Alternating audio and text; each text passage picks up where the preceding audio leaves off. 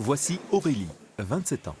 Difficile d'associer l'image de cette jeune femme avec l'image de cette colonne complètement déformée qui fut pourtant la sienne il y a maintenant une dizaine d'années. Elle souffrait alors d'une scoliose. On m'a détecté ma scoliose, je pense que je devais avoir 15 ans à peu près. J'ai porté un corset pendant 2 ans, mais je ne le portais pas suffisamment, je pense. Du coup, on m'a orientée ici pour penser à faire une opération. Une scoliose désigne une déformation permanente de la colonne vertébrale en 3 dimensions. Cette déviation, due à une torsion des vertèbres, survient généralement pendant l'enfance. Il y a des conséquences d'ordre fonctionnel puisque la scoliose entraîne une dégénérescence et une usure plus rapide des disques à cause de problèmes mécaniques. Ça peut entraîner aussi une déformation qui est sur le plan esthétique assez importante, avec une asymétrie du tronc, que ce soit devant ou derrière, avec parfois même une asymétrie mammaire. À 10 ans, la région lombaire qui reste bien, les disques sont en bon état. La scoliose d'Aurélie a été traitée par une opération chirurgicale.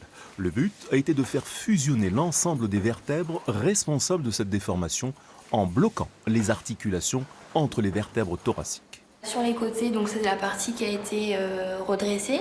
Donc il y a des tiges qui permettent de maintenir la colonne de chaque côté et des vis pour pouvoir la fixer. La première étape, c'est libérer la scoliose. Et la deuxième étape, c'est de la redresser.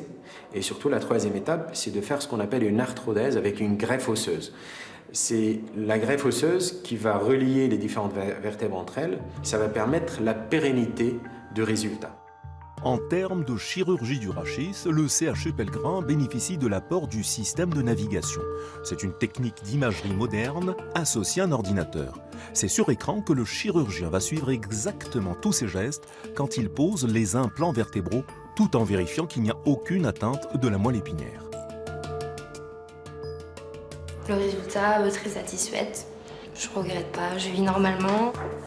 Tout va bien donc chez Aurélie, malgré l'immobilisation de quelques vertèbres thoraciques, elle a pu conserver la souplesse de sa colonne vertébrale. Merci beaucoup, bonne journée. Au revoir.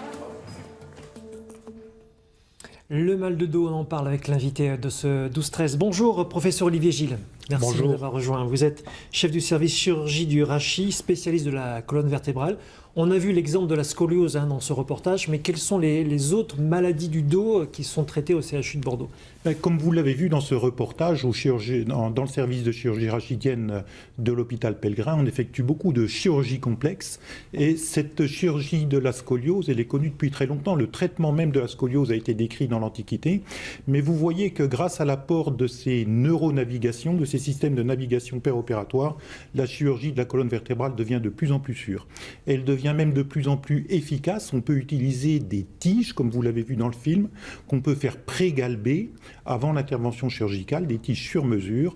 On peut utiliser, pour que la chirurgie soit le plus précise possible, également parfois des implants faits sur mesure, avec des techniques faites par des industriels. C'est des machines plutôt, qui vont faire les implants sur mesure avec des impressions 3D. Et puis on essaye de rendre cette chirurgie également la moins agressive possible, avec des techniques mini-invasives, comme on peut l'utiliser à l'heure actuelle, et pour qu'elle soit également, parfois même, jusqu'à faire des chirurgies en ambulatoire, ou avec des récupérations rapides. Et au CHU de Bordeaux, on va être équipé d'un nouveau plateau technique pour pouvoir effectuer cette chirurgie ambulatoire sur des nouveaux locaux. On parle de maladie du siècle. 90% des Français disent avoir souffert du dos. Comment expliquer cette situation ? Et le mal de dos, effectivement, comme on le dit, c'est le mal de siècle. Mais pour nous, chirurgiens du dos, c'est un petit peu paradoxal. Et comme on le dit souvent, le chirurgien de dos n'opère pas le mal de dos. En fait, ce sont d'autres pathologies qui nécessiteront une intervention chirurgicale. Mais le mal de dos, il est en général dû à des disques usés et souvent, le plus souvent, à une faiblesse de la musculature. Et c'est tout un reconditionnement physique qui est en général le meilleur traitement pour ce mal de dos. Alors comment on prévient justement par le sport, non ?